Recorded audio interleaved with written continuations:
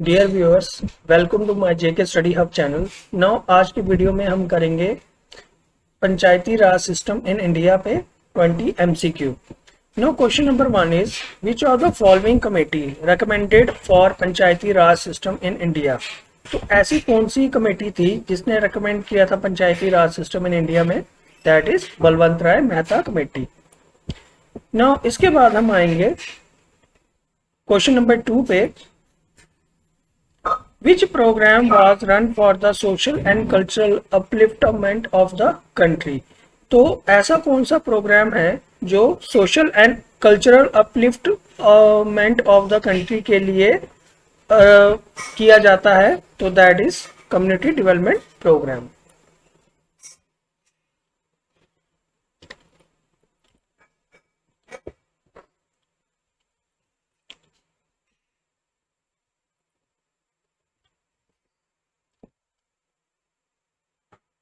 Dear viewers, welcome to my JK study hub channel. Now आज के video में हम करने जा रहे हैं 20 MCQ on Panchayati Raj system पे। नाउ क्वेश्चन नंबर 1 है विच of the following committee recommended for Panchayati Raj system in India. तो ऐसी कौन सी कमेटी थी जिसने रेकमेंड किया था पंचायती राज सिस्टम इंडिया में? तो वो इसका ऑप्शन है Balwant Rai Mehta committee. Now question number 2 पे which program was run for the social and cultural upliftment of the country. तो ऐसा कौन सा प्रोग्राम है जो रन किया जाता है किसके लिए? Social and cultural upliftment of the country के लिए। तो ए ऑप्शन है कम्युनिटी डेवलपमेंट प्रोग्राम। नाउ इसके बाद हम आएंगे क्वेश्चन नंबर 3 पे where the Panchayati Raj system was first implemented. तो पंचायती राज सिस्टम कहां पे पहले इम्प्लीमेंट हुआ था? That is Nagaur, Rajasthan, option A. Question number 4 to whom the grant in aid for Panchayati Raj system received from finance commission has to be released. तो Panchayati Raj institution जो है एक grant in aid finance commission से रिसीव करता है, लेकिन रिलीज किसके लिए करता है? नो, ये रिलीज किसके लिए करता है? दैट इज जिला परिषद के लिए, option A. Which statement is true about Panchayati Raj. तो ऐसा कौन सा स्टेटमेंट है जो पंचायती राज के लिए ट्रू है? इसमें जो अगर आप देखेंगे मिनिमम एज बी ऑप्शन पे, तो ये तो होता ही नहीं है, 18 इसकी 21 ईयर्स है। ए ऑप्शन द पंचायती समिति एंड जिला परिषद should be constitute with directly elected members. तो ये जो समिति और जिला परिषद है, पंचायती समिति, वो डायरेक्टली इलेक्टेड मेंबर्स से नहीं होता। तो ऑप्शन सी जो है election of the Panchayati Raj institution is conducted under the guidance of the state election commission. तो ये ऑप्शन एकदम ट्रू है, option C. Question number 6 which schedule was added to the constitution by the 73rd constitutional amendment।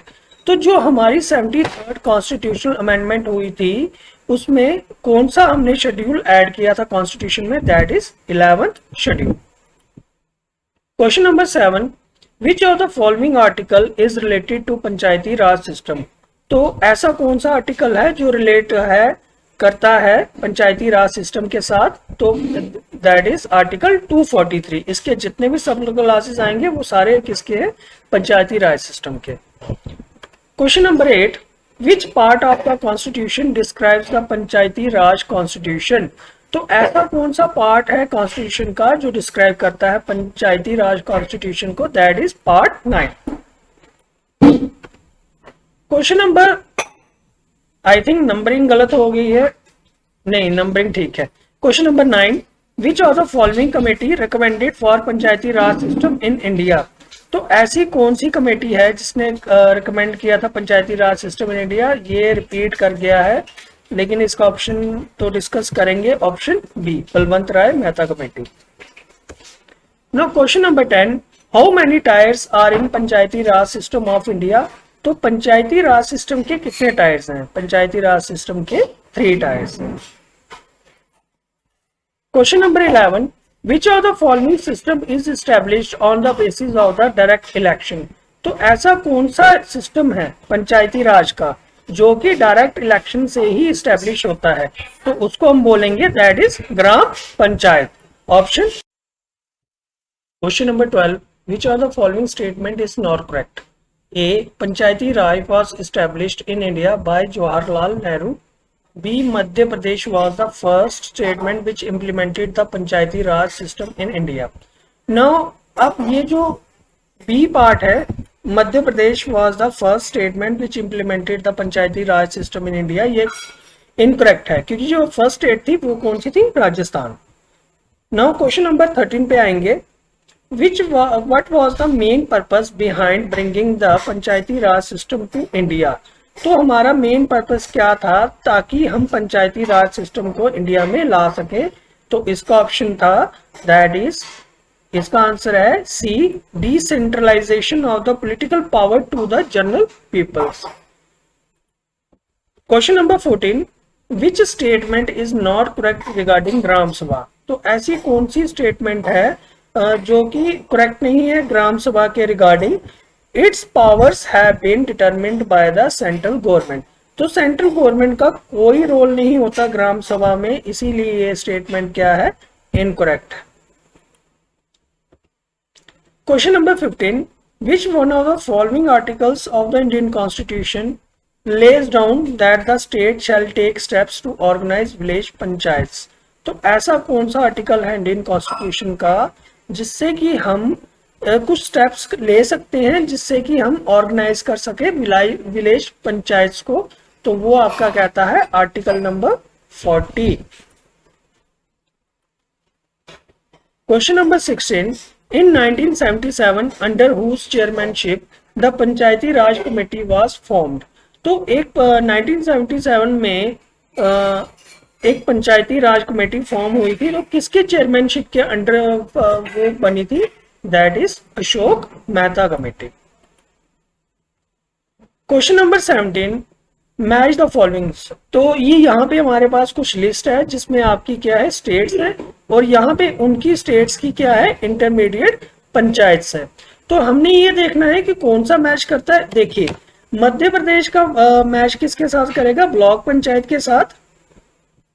Waste Bengal का किसके साथ करेगा? That is panchayat समिति के साथ। उत्तर प्रदेश जो करेगा दैट इज क्षेत्र पंचायत, और गुजरात करेगा तालुका पंचायत के साथ। तो इसका ऑप्शन आ रहा है A2, B1, C4 and D3, option सी।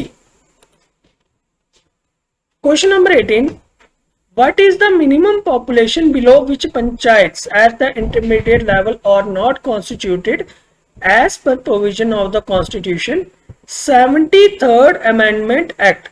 तो जो हमारा 73rd amendment act आया था उसके अकॉर्डिंगली कुछ पॉपुलेशन की एक लिमिट सेट की गई थी, जिसके नीचे अगर पॉपुलेशन हो जाए तो वहां पे panchayat at the intermediate level जो है उसको फॉर्म्ड नहीं किया जाता, उसको बनाया नहीं जाता, उसको कॉन्स्टिट्यूट नहीं किया जाता।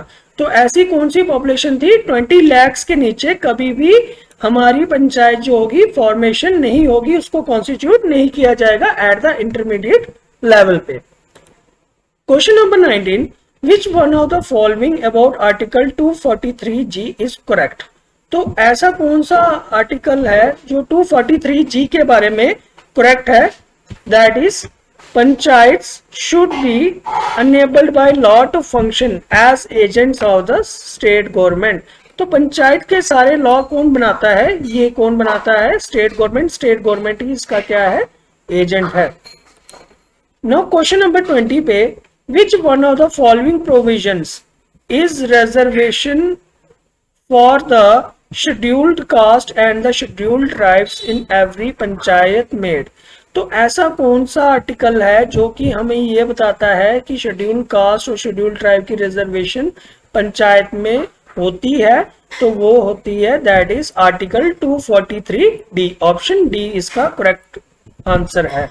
Now student, that is the end of this video. If you like my video, please share, like and subscribe.